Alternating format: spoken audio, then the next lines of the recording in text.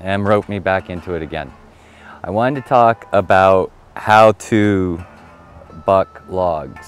I know that some of you have small woodlots, maybe some of you are loggers, and there's always an opportunity to learn a little something or share an idea. So I'm going to share mine with you. Now, I want you to remember that we have a no waste policy. And when I say no waste, that's actually a bit of a misnomer. There is a lot of waste in this industry. And yesterday you saw the firewood logs that we have. They are reject logs from large mills with metal in them. Their mill blades are maybe 70 or 80 feet long. They have to be put on with an overhead crane. When they go to the mill and run through their process, they have to know that they're not going to damage that blade, because it shuts down the entire operation. There could be 15 or 20 people standing around not working. So it can be a very expensive procedure to hit that kind of metal. So they don't even try cutting them, and they turn around and they sell them as firewood, which I buy. So why would I say that about waste? Because it does seem wasteful to me. It's a shame to take a beautiful log and to cut it into firewood. I don't like to see that. Last time we talked about this, or Emerald talked about it, there were many comments with suggestions. Many of those things are things that I've thought about.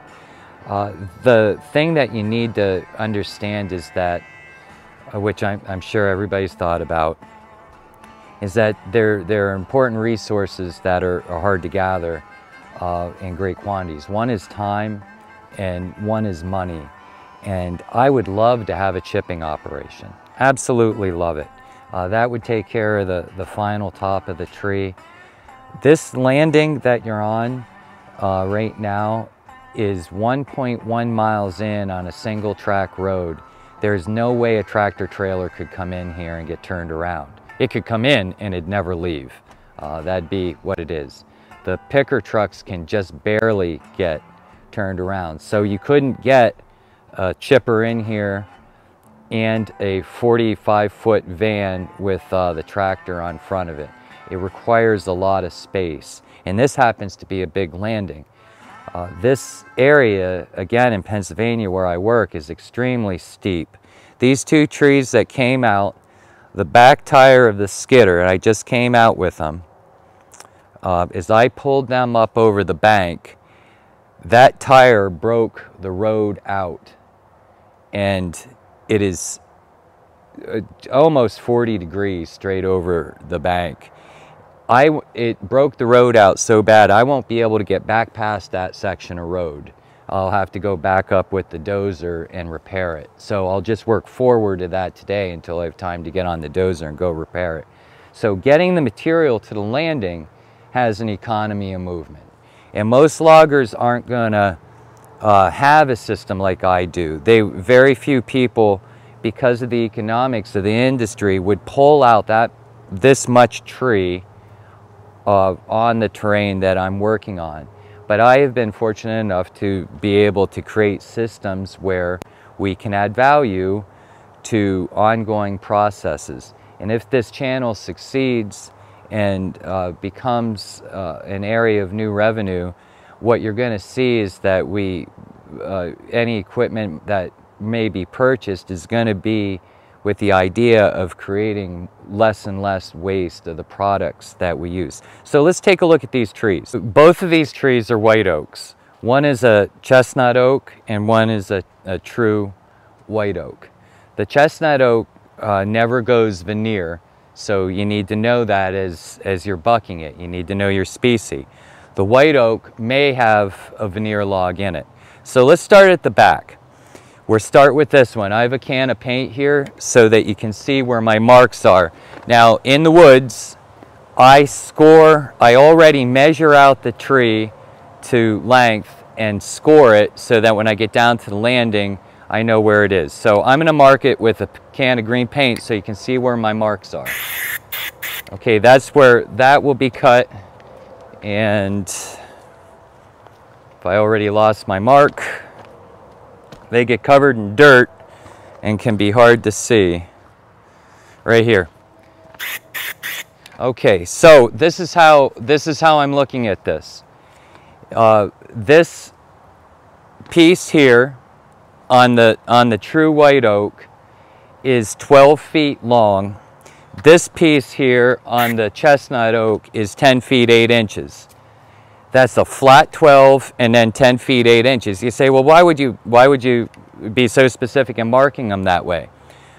Those two pieces are firewood, and they are both those lengths, 12 feet and 10/8, are divisible by 16 inches. So we're not even wasting a cut. So when we cut our firewood into 16-inch increments, my goal is not to have a final waste cut. First of all, it costs a lot of money to just keep running a saw through. There's bar oil and all sorts of expenses, and then time. If you do many hundreds of cords a year and you have a bunch of waste cuts, then you have a lot of wasted time, and then you have waste product again. So this is 10/8, 12 feet, they're firewood. This next section in here of this log is 9 feet 4 inches. That is going to be a railroad tie log. Now a railroad tie has to be actually bucked at 8 feet 8 inches.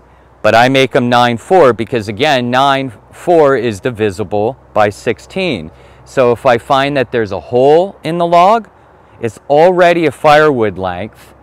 Or when we cut a railroad tie out of it, the slabs that come off are already a perfect firewood length. So my firewood lengths are 8, 9/4, 10/8, 12, 13/4, 14/8, 16. Most of them I try and get at 12 feet because our picker trucks here are 2 bunks in length. So you can put a 12 and a 12, and then you can tie it in on top to fill out the load. So again, you have to know what species of tree you're cutting because there's different values in it. So again, here we are looking at a firewood piece. So that's going to be on a 16-inch increment, and although this would be close to making a railroad tie, it has enough sweep or wane in it right here where my foot is that it won't. So it's unfortunate.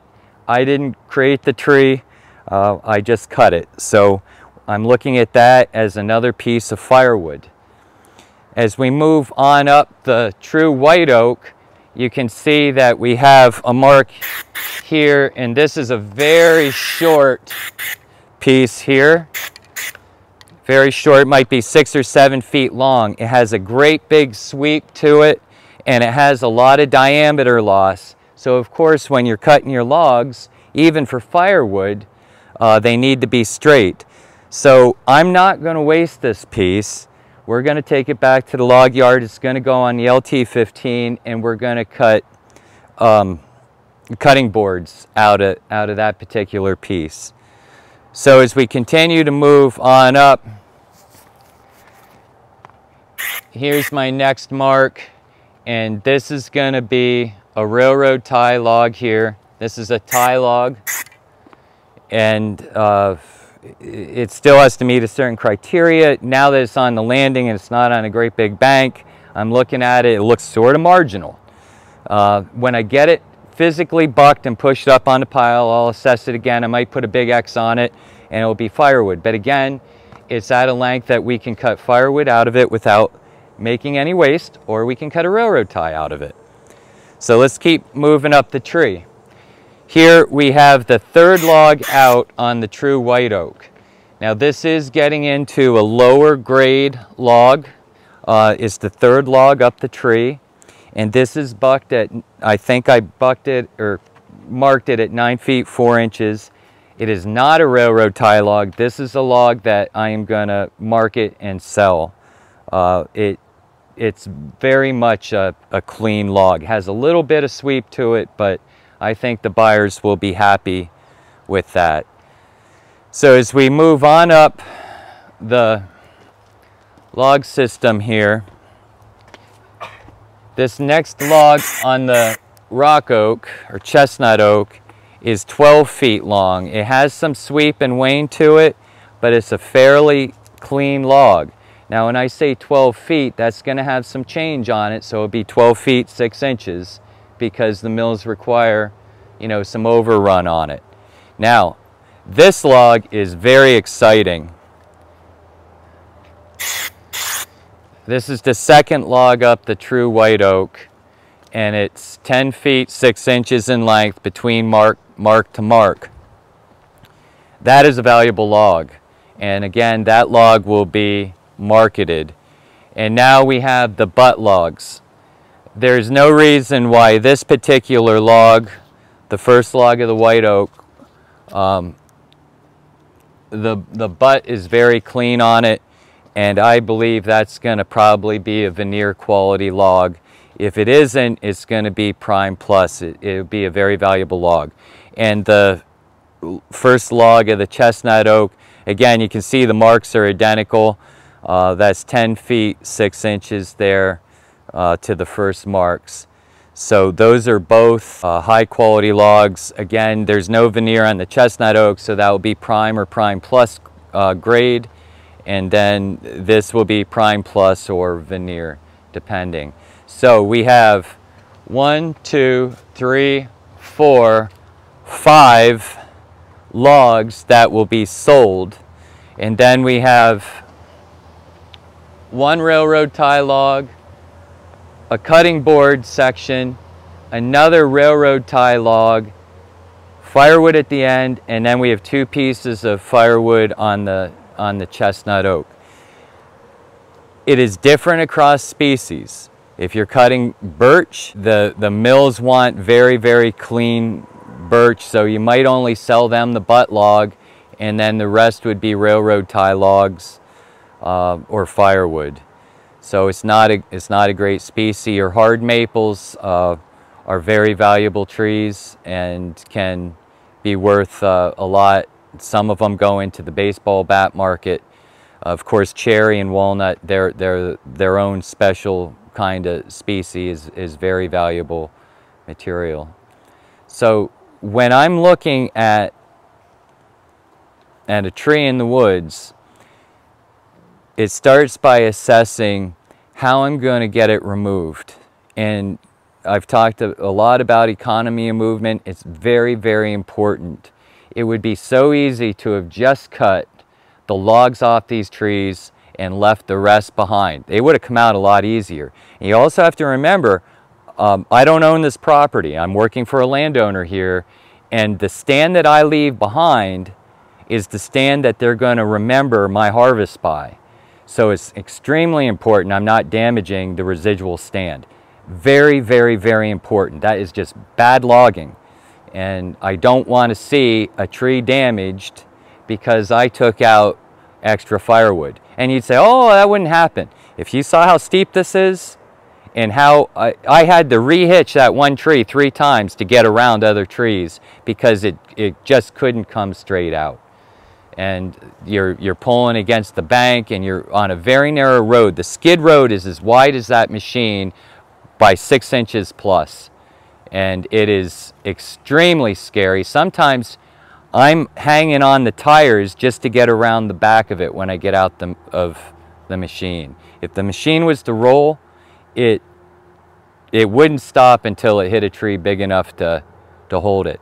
I knocked a block off last week, a block of wood, and it rolled down about 50 feet and bounced and hit a hemlock this big and went right through the hemlock, split it, just knocked it in 2, splintered it to pieces. So it's a pretty steep area. And again, we have to leave a lot of trees behind because we have to hold the material down and stuff like that. So we want to be concerned. So right now we're taking out some of the higher value trees and trying to leave a handsome stand behind.